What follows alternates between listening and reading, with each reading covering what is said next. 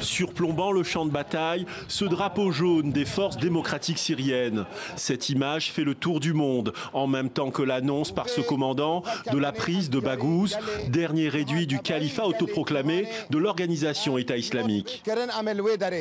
Après plusieurs semaines de combats violents interrompus de trêve pour évacuer des civils, il ne reste que des ruines de ce village agricole au sud-est de la Syrie, près de la frontière irakienne.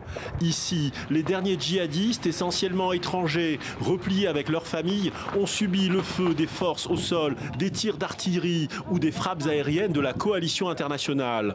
C'est ici qu'a pris fin l'existence territoriale de Daesh en Syrie. Plus de 630 civils tués, dont environ 200 enfants en 6 mois de campagne. Une victoire militaire célébrée à quelques kilomètres dans ce champ pétrolier, avec fanfares et parades de ces troupes dominées par les forces kurdes, femmes et hommes, conscients que cette guerre n'est pas finie. Nous allons continuer les opérations militaires et de sécurité en coordination avec les puissances de la coalition internationale dans l'objectif d'éliminer complètement cette organisation qui dispose de cellules dormantes. La coalition internationale salue la chute du califat de Daesh, proclamé en juin 2014 et étendu sur 88 000 km² au plus fort de son expansion.